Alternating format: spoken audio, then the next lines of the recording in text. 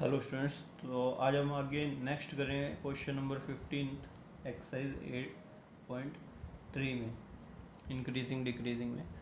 तो हमने प्रीवियस जितने क्वेश्चन किए हैं वो पॉलिनोमियल बेस्ड क्वेश्चन थे। अब जो आगे क्वेश्चन हम करने जा रहे हैं वो ट्रिग्नोमेट्री बेस्ड क्वेश्चन है कि ट्रिग्नोमेट्री को किस तरीके से हम सॉल्व करेंगे इंक्रीजिंग डिक्रीजिंग के केस में।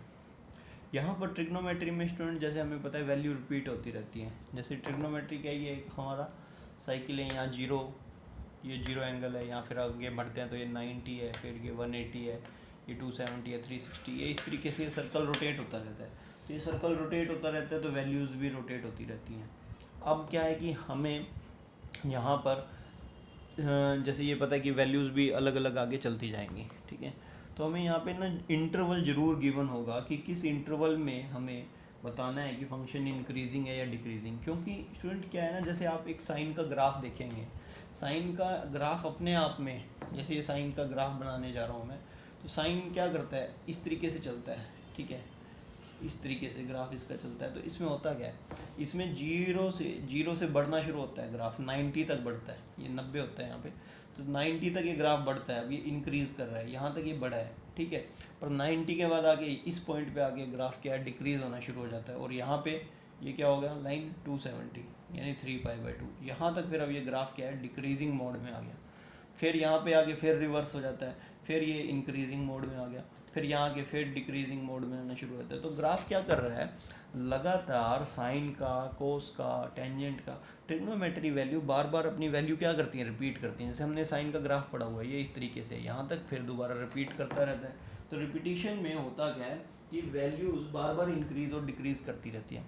तो हमें अगर वो ये कह देगा कि किस इंटरवल में साइन का बताओ आप, या कोस का बताओ, या टेंजेंट का, किसी भी ट्रिग्नोमेट्री की वैल्यू का, अगर वो ये बोल देगा कि आप इंटरवल बताओ कि किस इंटरवल में साइन इंक्रीज़ कर रहा है, तो वो हमारे लिए कितने इंटरवल होंगे, ऐसे इनफाइनाइट इंटरवल होंगे। क्यों, साइन पहले यहाँ इंक्रीज़ किया, फिर यहाँ डिक्रीज़, फिर इंक्रीज़ किया, फिर डिक्रीज़, फिर इंक्रीज़, तो ऐसे कितने इंटरवल आएंगे, इनफाइनाइट इंटरवल आएंगे जिसमें साइन इंक्रीज़ करेगा। तो स्टूडेंट वो हमारे लिए पॉसिबल नहीं है यहाँ बताना। तो वो बता भी सकते हैं पर हम इस लेवल के क्वेश्चन में नहीं बताएंगे, कंपटीशन लेवल में बताएंगे।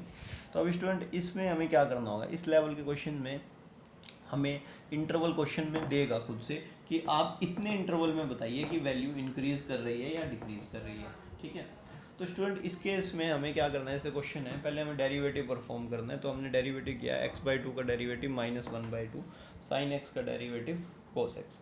अब स्टूडेंट जो हमें इंटरवल की बना है वो देखेंगे, वो इंटरवल लिखा है कि स्ट्रिक्टली इंक्रीजिंग होना चाहिए -π/3 से π/3। तो -π/3 से π/3 में x क्या होना चाहिए, इंक्रीजिंग होना चाहिए, ठीक है। तो अब स्टूडेंट आप ये देखिए, -π/3 यानी -60 ये हो गया, ठीक है, और π/3 हो गया। तो इस इंटरवल में पूछ रहा है वो आपसे कि इस इंटरवल में आपका π/3 यानी -60, ठीक है, और ये π/3 यानी +60। तो अब स्टूडेंट आप ये वैल्यू देख लो पहले कि -π/, इस इंटरवल में कोस क्या वैल्यू देता है, पहले कोस है, इसमें अब डेरिवेटिव हो गया तो कोस है ना, तो कोस को देखना है आपने, डेरिवेटिव देखना है पॉजिटिव है या नेगेटिव है। इंक्रीजिंग तो उसी से पता चलेगा कि डेरिवेटिव पॉजिटिव है तो इंक्रीजिंग है, अगर डेरिवेटिव नेगेटिव है तो डिक्रीजिंग है। तो अब स्टूडेंट आपको कोस देखना है इस इंटरवल में। अब देखो कोस आपको पता है, कोस फर्स्ट क्वाड्रेंट में भी पॉजिटिव होता है और लास्ट फोर्थ क्वाड्रेंट में भी पॉजिटिव, इन दोनों क्वाड्रेंट में नेगेटिव होता है। तो स्टूडेंट अब वैल्यू देख लो आप, कोस यहाँ वैल्यू क्या देता है 0 डिग्री पे, 0 डिग्री पे कोस वैल्यू क्या देता है 0 रेड, ठीक है, इस पे वैल्यू देता है 1, ठीक है। और जो आपका 60 है उस पर क्या वैल्यू देता है, उस पर हाफ देता है। तो और यहाँ पे ये वैल्यू ऐसे हो गई, ठीक है। और अगर इधर देखेंगे तो इधर भी कोस क्या वैल्यू देगा, हाफ ही देगा। क्यों, क्योंकि कोस तो -60 पे भी पॉजिटिव होगा ना, क्योंकि इसका जो फोर्थ क्वाड्रेंट है वो क्या होता है, पॉजिटिव क्वाड्रेंट। तो कोस -60 पे भी हाफ ही देगा। तो यानी वैल्यू कहाँ से कहाँ तक मिलेगी, हाफ से 1 या 1 से हाफ। तो आप क्या लिखेंगे कि भाई इस इंटरवल में कोस आपको वैल्यू कहाँ से कहाँ तक देगा, हाफ से 1 देगा। तो पहले तो मैंने ये आपको बताना है, ये लिखना है आपने। फिर उसके बाद ये वैल्यू, अब इसमें क्या कोस तो नहीं है ना अकेला, इसमें -हाफ भी है। तो अब -हाफ ऐड कर दें सारे में, तो -हाफ यहाँ करेंगे तो हाफ से -हाफ कट गया 0, यहाँ करेंगे तो -हाफ आ गया, यहाँ करेंगे तो 1 रह जाएगा। तो ये रह गया। अब ये जो फंक्शन है यानी ये जो डेरिवेटिव है आपका, ये डेरिवेटिव है, डेरिवेटिव की जो वैल्यू है वो 0 से बड़ी होगी और हाफ से छोटी होगी। इसका मतलब ये हमने निकाल लिया। तो डेरिवेटिव अल्टीमेटली पॉजिटिव है या नेगेटिव, जीरो से बड़ा है इसका मतलब पॉजिटिव है। तो जब डेरिवेटिव अगर आपका पॉजिटिव है तो देयरफॉर डेरिवेटिव आपका क्या है, पॉजिटिव है। किस इंटरवल पे, एट एक्स बिलोंग्स टू -π/3 से π/3, इस इंटरवल पे पॉजिटिव है। अगर इस इंटरवल पे पॉजिटिव है तो देयरफॉर आपका function is increasing, strictly increasing, ठीक है, स्ट्रिक्टली इंक्रीजिंग ऑन -π/3 से π/3।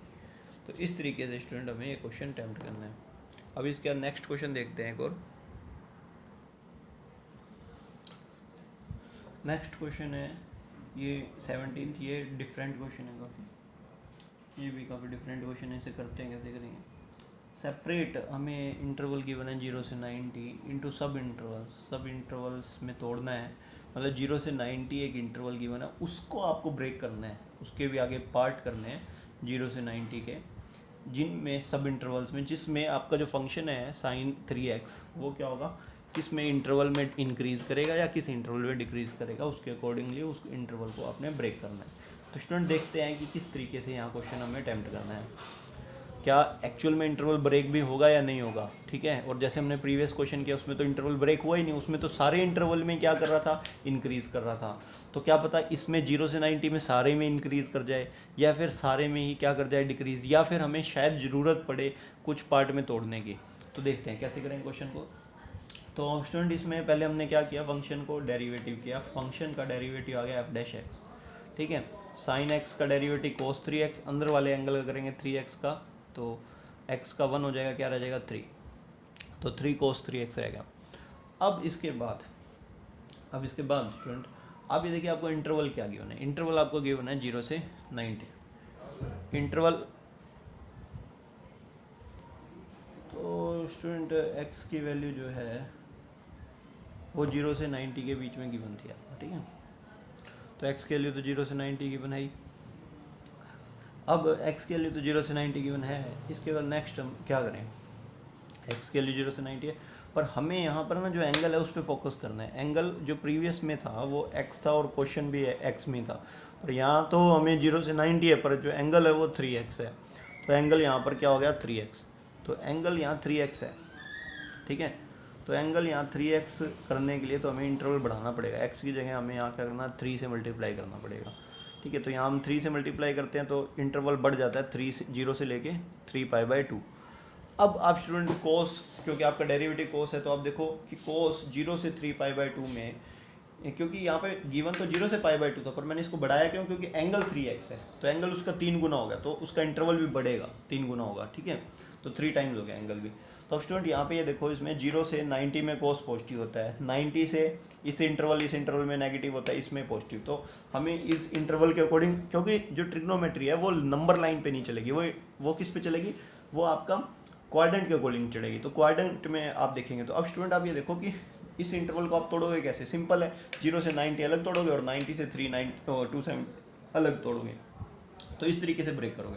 तो आप लिखेंगे 0 से 90 तक के लिए आपका कोस, जो ये कोस है, जो ये आपका कोस है, ये क्या होगा, कोस एंगल, ये जो थीटा अगर मान लें तो थीटा, ये कोस थीटा क्या होगा, पॉजिटिव, तो इसके बाद 3 भी पॉजिटिव होगा।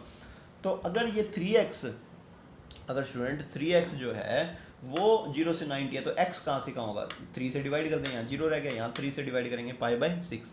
तो 0 से एक्चुअल में तो ये था, पर एक्चुअल में हमें x के लिए चाहिए था, तो हमने 3 से डिवाइड कर दिया, तो एंगल क्या रहेगा 0 से π/6। तो जब x के लिए 0 से π/6 होगी तब आपका जो डेरिवेटिव है वो पॉजिटिव होगा।